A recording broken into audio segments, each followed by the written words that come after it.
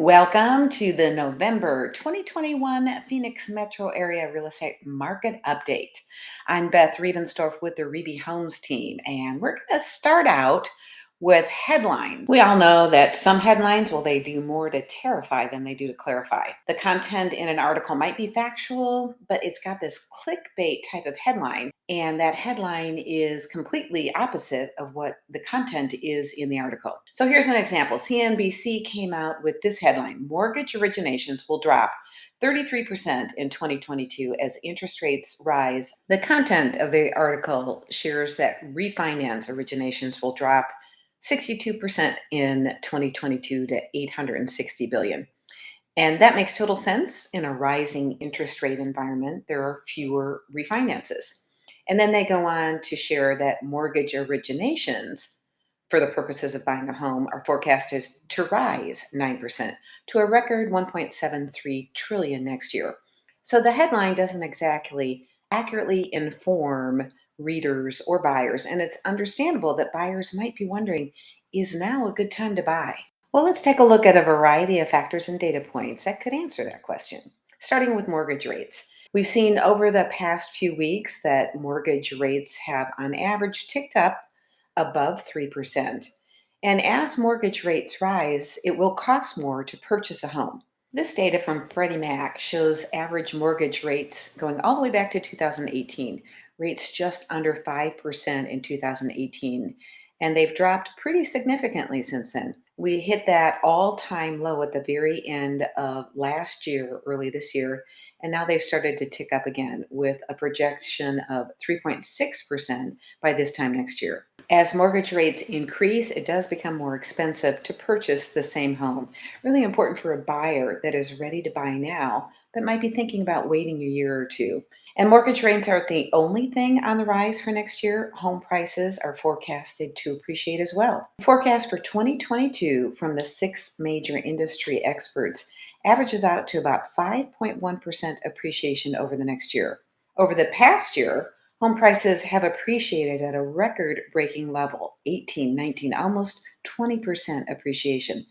So next year, the forecast is showing continued appreciation, but at a slower or more moderate rate. The record breaking equity over the past year, along with continued appreciation and low interest rates, both buyers and sellers are looking to make a move before the prices increase and interest rates rise. For sellers, it leverages their equity, making that move to upsize, downsize, or right size. Whatever it is they're looking for, they can lock in that low rate and take advantage of the current home price appreciation. Forecasts for home sales to end 2021 are projected to be an increase as well and to perform well in 2022. The forecasts from the four major entities, Fannie, Freddie, the National Association of Realtors, and Mortgage Bankers Association, showed 2021 at roughly 6.7 to 6.9 million home sales, and that will exceed 2020's record-breaking sale of 6.5 million homes. And 2022 is projected to be another strong year for the housing market, bringing us full circle back to the clickbait headlines and the concerns. Are we looking at another 2008 bubble? Well, the data shows very different circumstances today compared to the lead up to the 2008 crash. 7 data points we'll take a look at here. Data point number 1. The factor causing the greatest fear is home price appreciation. Comparing the 4 years leading up to the 2008 crash and the 4 years leading up to our current market is the one factor that most are using to correlate and predict a bubble or crash. The root cause for appreciation is what needs to be understood. That leads us directly to lending standards, or more accurately, faulty lending standards back then, which artificially inflated demand. Many buyers got home loans that they could not qualify for and ultimately could not afford. Think about the variety of lending products back then: no income verification, no job, no assets. Now, since then, lending guidelines have been significantly overhauled. And as you can see, they've gotten tighter. This chart goes all the way back to 1999, and it looks at product risk and borrower risk. A healthy lending standard, or a reasonable lending standard, will have a little bit of product risk. Think about the type of loan, and a little bit of borrower risk, which is what you have to qualify as far as credit, income, and asset profile. Since the housing crisis, product risk has been almost eliminated, and borrower risk has been seriously pulled back. That leads us to home equity that's been cashed out and tappable equity for homeowners. The amount of cash or equity taken out of homes in 2005, 6, and 7, well, it was $824 billion. Homeowners have a very different perspective now. In 2017, 18, and 19, the amount of cash taken out was 247 billion.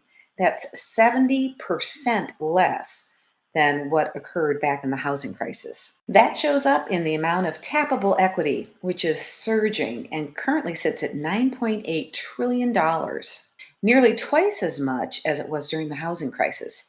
Tappable equity is the amount of equity available for a homeowner to access before hitting the maximum of 80% loan to value. What that means is on a $100,000 home, 80% is $80,000. And the tappable equity does not include the 20% that it takes to stay above water on the loan. Again, very, very different than the 2008 housing crisis and a huge benefit for homeowners to understand. And data point number 5 is inventory, also very different than back in 2008. Back then, new builds dramatically increased, and there was a 10 to 12-month supply compared with today's supply that is well below a balanced market and is one of the strongest sellers markets in history. In certain geographic areas, like the Metro Phoenix area, the desirability for quality of life, the affordability, and the job growth has led to Maricopa County being the number one county in the country for the past 3 years for people to move into. And data point number 6 is population growth. The population growth in Phoenix, well, it's far outpaced housing. Back in 2000, we had a shortage of 1.9 million homes. As population grew from 3.3 million to 4.9 million, housing did not keep up. Housing only increased from 1.3 million to 1.9 million. So the gap continued to grow, and now growth continues, which is driving price increases.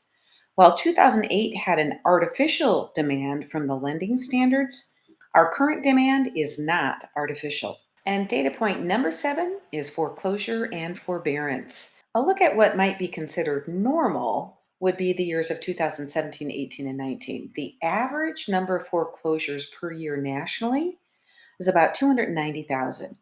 Well, in 2020, because of the moratorium, we had 129,000. And so far in 2021, it's 19,000. Now, since the moratorium has been lifted, there are more foreclosures coming, unfortunately. And headlines are already out there about the increase. However, it's significantly less and short of each of the last 5 years. The first 430,000 foreclosures, well, they would just make up for the last couple years. Right now, there are 1.24 million mortgages that are in forbearance. And that number continues to come down significantly. For instance, in May of 2021 is 4.76 million, and now it's dropped in just 5 months to 1.24 million. And it's expected to continue to drop. So, of the 1.24 million in forbearance that we know of, we know that 7% have less than 10% equity.